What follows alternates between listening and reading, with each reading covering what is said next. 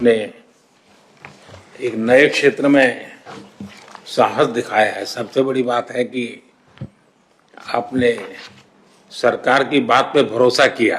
मेरा एक मत रहा कि जो भी हम निर्णय करें हम उसमें कंसिस्टेंट रहे, हम बार बार उसमें बदलाव न करें, ताकि कोई भी रिस्क लेना चाहता है तो उसको भरोसा रहे कि भाई ठीक है, मेरी गलती के कारण कुछ गड़बड़ होगा तो ठीक है, लेकिन कोई मेरा हाथ नहीं छोड़ देगा। और ये विश्वास पैदा करने का हमारा प्रयास है। India first space tech unicorn जुलाई 18 को हम भारत का पहला प्राइवेट रॉकेट सक्सेसफुली सैटेलाइट्स को एजेक्ट करके लॉन्च किया था। And this is just the beginning.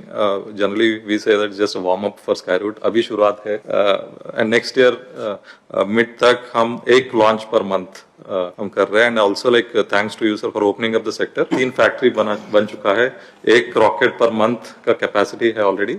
And this is just the beginning. अभी फ्यूचर ड्रीम है कि 1 लॉन्च पर वीक करना है और several launches per day.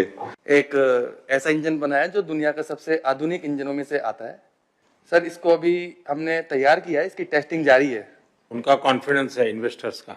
Sky root का जो लॉन्च हुआ है फर्स्ट, उसके बाद से बढ़ गया है। अच्छा वो रूट आपको काम आ रहा है? वो बहुत काम आ रहा है सर। दुनिया अब भारत के स्टार्टअप को खोजती होगी, भाई कौन है इसमें, क्योंकि एक जब ब्रेक थ्रू होता है तो तुरंत लोगों का ध्यान जाता है। I think space industry open होने के बाद हमने एक बहुत अच्छी सी ट्रेंड देखी है। हमारे जितने सिटीजन यूएस और यूरोप में, वे वापस आके हमारे साथ काम करना चाह रहे हैं। बहुत लोगों को हमें जोड़ना है।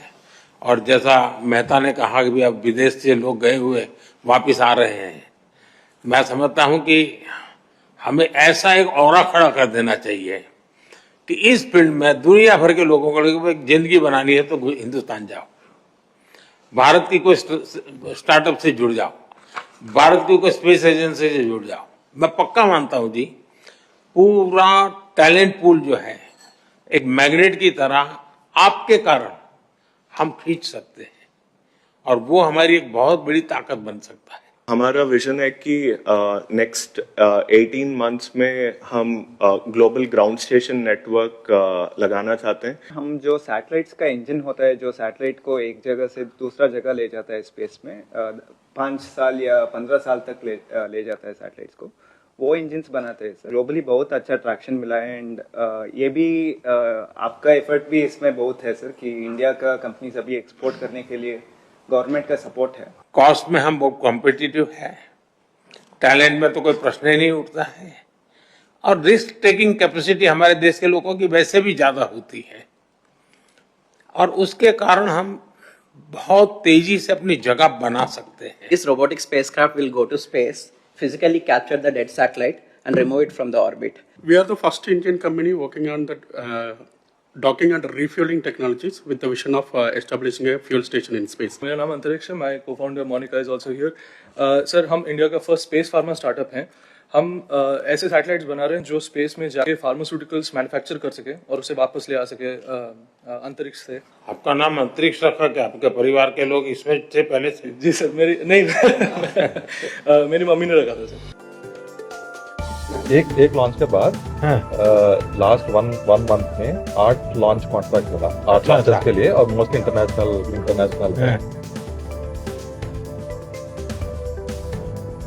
तो अभी तो 10 लाख फार्मर के साथ we are planning to launch this information. चलिए आपके लिए, ताकि एक याद बनी रहेगी आपकी ओपनिंग जो आपने ओपन किया था प्राइवेट सेक्टर, उससे जो प्राइवेट सैटेलाइट है उससे भारत की ब्यूटी जो दिख रही है।